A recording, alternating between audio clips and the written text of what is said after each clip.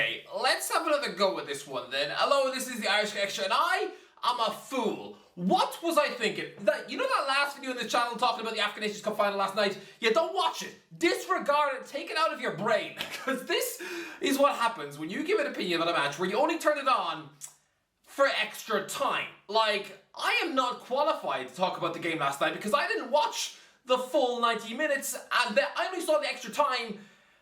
What was I thinking? Like, this is like a cinema clerk opening up a film channel and giving a movie review about the latest X-Men film, which he only caught the last 20 minutes of because he was too busy outside wiping popcorn off the lobby floors. Like, why did I think I could jump on camera and talk about how Senegal were fools to walk off the pitch? I was saying that they were sulking, like little crybabies for walking off because they didn't like the fact that Morocco were awarded a penalty. Yeah, then after the video, it's only after the video I actually, watched the game and oh boy was I wrong. Literally lads, like that video I just put up was it was such a big L. Like one of the big massive L's you find in your alphabet soup. One that's big enough to choke to death on. I am sorry, Senegal, okay, I was completely wrong. To say that you were, to try to accuse you of just being little babies who were sulking, no. Then I watched it. Then I read into the I don't want to say the corruption word because I don't know. No one has proof, okay? But all I can say is that goal that Senegal had ruled out, the winning goal in 90 minutes, that's a joke. That's a joke. Hakimi collapsing to the floor because someone brushed him with his arm. Like literally, I played in a game yesterday, okay, and I got my fullback booked. It was a terrible challenge for me that wiped me out. As I dribbled past two, cleaned me out, and still now I can barely walk. Yeah, that was a foul. That was a proper foul. But that's at a puny level full of. I'll be honest. A lot of the footballers they're kind of potatoes. But this is the AFCON Nations Cup final full of elite footballers, and where you expect the referee to be able to scratch up to a world-class standard. Yeah, why not? It's the final of the AFCON Nations Cup, a tournament which means so much to millions of people. And you pathetically rule out a winning goal because of what? Because Hakimi had his arm brushed? Like, Hakimi isn't one of these amateur sausage footballers. No, he's probably the best right back in the world. And he collapsed. He collapsed to the floor. So you rule that, not only do you rule that goal out, but you don't even let it go to VAR. VAR is there in the stadium for you to look at. Referee doesn't want to. No. He's decided that it's a foul for some phantom reason that only he knows. And then a couple of minutes later, Morocco given a penalty for, again, someone having his shoulder brushed. Brahim Diaz acting like he's just been almost decapitated. No, it was a nothing foul, and that gets given. So I can actually understand the Senegal players walking off now. Okay, I don't agree with it. Okay, I don't agree that players should, I don't think it's a good look for football when we see teams deciding to walk down the tunnel into the change room. But I get it. I understand in the heat of the moment. And you know what? If my team was walking off in that situation where I felt absolutely, that the referee that there were other forces at work trying to stop us from winning, having a perfectly legitimate victory denied for no reason whatsoever, yeah, I'd probably go down the tunnel too. Do you know what, actually? I know this looks like the biggest flip-flopping in the world. I know. Give me a pair of sandals and let me go eat ice cream on the beach. I get it, okay? I get it. Because literally 2 hours ago, I was calling this spoiled brat behavior. But no, look, I've watched back a lot of the game, and I genuinely think it's. Look, to have a goal ruled out like that for no reason is one thing, but for a minute later, for the other team to be given a penalty, it looks so dodgy. It looks terrible, and I'm going to applaud Sadio Mane for staying on the pitch and getting his players back on that pitch, and that took a lot of gumption, a lot of because look, those players were walking back out to lose. They were walking back out to see Brahim Diaz take an unjust penalty a minute after they had a perfectly good goal ruled out. So not only was their victory denied, but they were now being handed a defeat in the biggest game of their lives for no reason. For no reason. This shouldn't have been a Morocco penalty. Look, I've already talked in the other video about Brahim Diaz turning into an absolute burnt chicken nugget of a man. Forget a player, a man. He was trying to rub salt into the eyes of the Senegalese players. But in doing so, he basically overdosed on salt. Yeah, as if he'd walked into McDonald's and eaten a million chips. Which is ironic because that's exactly what he attempted. And Edouard Mendy saved, gobbled it up gratefully. And you know what? I'm going to say I think justice was served. In the previous video, I thought, okay, I came into this game, I missed the full first 90 minutes because, again, like I said, I was out playing a game of football of my own. Okay, and I came home and we lost 5-1 by the way, so I was sulking in the shower. I was the sulk, okay? I had sulking on the brain because that's what I was doing. And then I came down and I caught extra time. And what I saw, what I heard, because I missed the players walking off, I heard that they walked off, and yeah, it didn't sound good. It sounded like they were sulking. But now I've watched it back, and I'm sorry, it's disgraceful. It looked like collusion against the Senegalese. And again, while I don't think any player should walk off a pitch and refuse to play, it only lasted for a couple of minutes, and then they did come back on. So fair play. Fair play to them, and fair play to Sadio Mane and El Hadjouf, I guess, in the crowd, who managed to calm things down. Yeah, it's someone who used to spit at little boys. Yeah, it's when he's the guy, when he's the peacemaker, when he's the guy with the rational head, it does look a bit weird. But I have to say, and it's not just the final. No, Morocco had weird decisions all leading up to it. And you know what even stinks?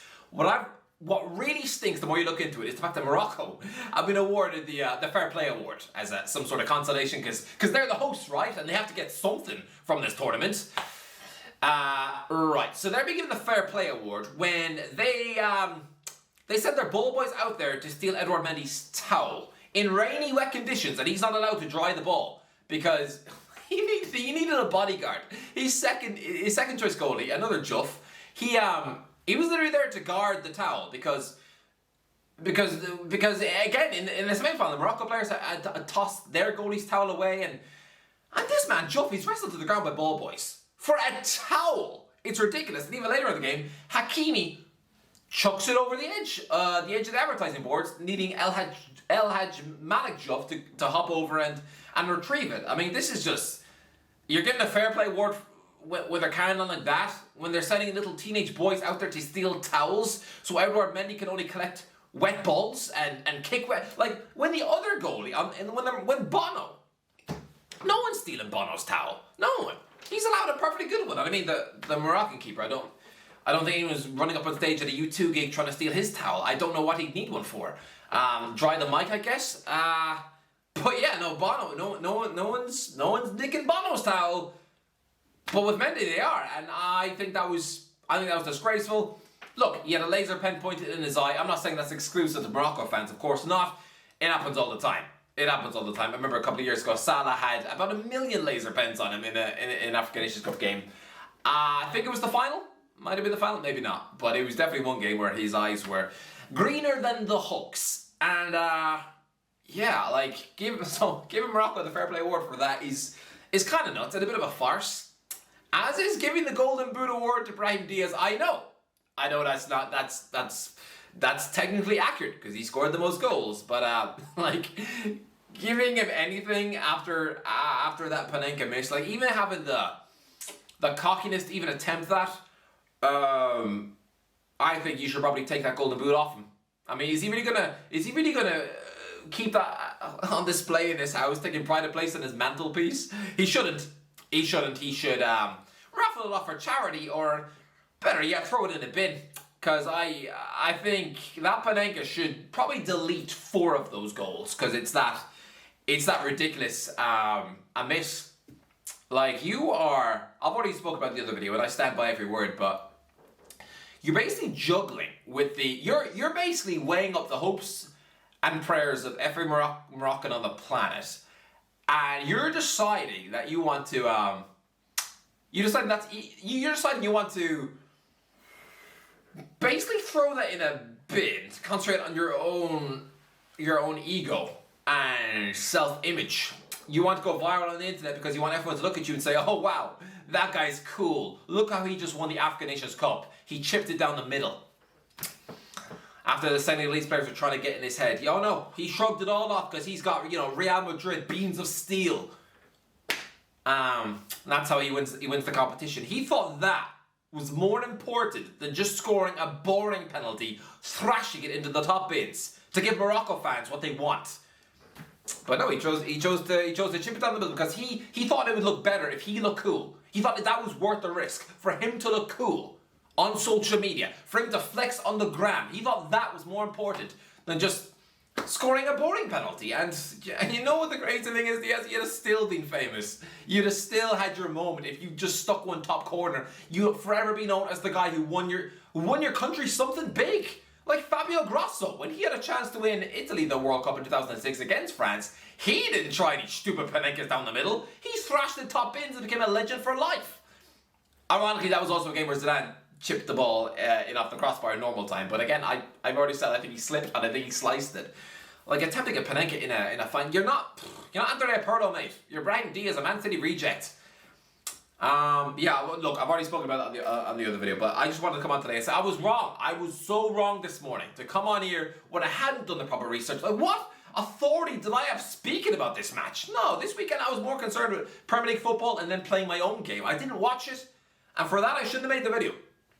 I shouldn't have, or I should have made it later in the day when I properly researched it, like I've done since. And look, it's an L. I'm holding a big fat L. Slap it up there, big massive L. I'm gonna cuddle it in bed tonight because it was poor from me to come on here and say that Senegal were sulking, to accuse them of being babies. No, what we just saw last night was it was football injustice. And look, my country's been at the hands of this before.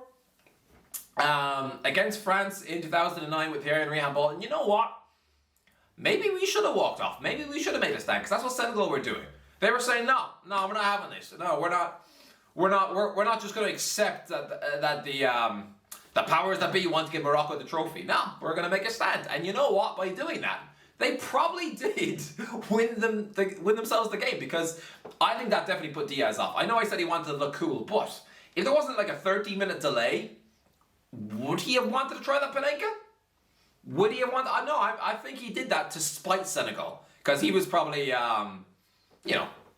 he's probably outraged at them walking off the pitch, and so he wanted to deliver them the cruelest possible blow. Like, what is the worst way to lose a cup final? And it would be conceding a panenka penalty. But fair play to Mendy for diving late and catching the ball.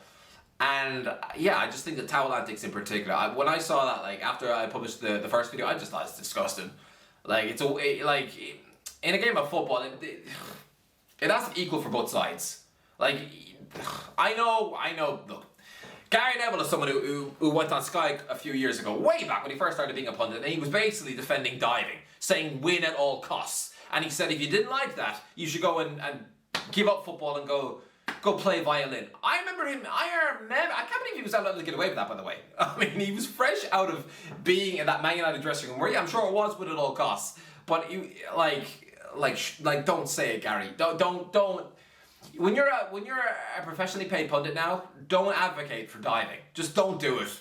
And Gary clearly hasn't learned, because I mean, the other week he's like 15 years deep into his punditry career, and he was. I think Ofcom had about 1 million complaints because he was saying Gabriel Martinelli should have been whacked on the pitch. Like, nah, Gary, you're a pundit now. Come on. So yeah, I don't think football is actually win at all costs. I don't. I disagree with Gary, because he was saying that, players should dive because it's all about how you win. No, it's not about winning. It's about how you win. All right, and do you know what? He probably thought this Thierry Henry was right to handball it against Ireland, because it's win at all costs. It is not. When you win, it's not if you win, it's how you win, and you don't win by being cheats. And I'm not saying Morocco were cheats. They weren't the referee. No, they weren't. They weren't paying off the ref, as far as I know. I don't know where the referee's head was at. I don't know what was going on. But it wasn't right, okay? It wasn't right. And I was just a completely ignorant little sheep. So for that, I really would implore you to not watch the previous video, because I was a real misinformed silly Billy. Absolute silly. The silliest of Billies. But look, that is my 2 AFCON videos today. Premier catch up coming later on the main channel. But yeah, wow, what a morning blunder. Anyway, that is the end of it. If you enjoyed the video, don't forget to like, share, go ways. I will waffle you in a while. What was I thinking?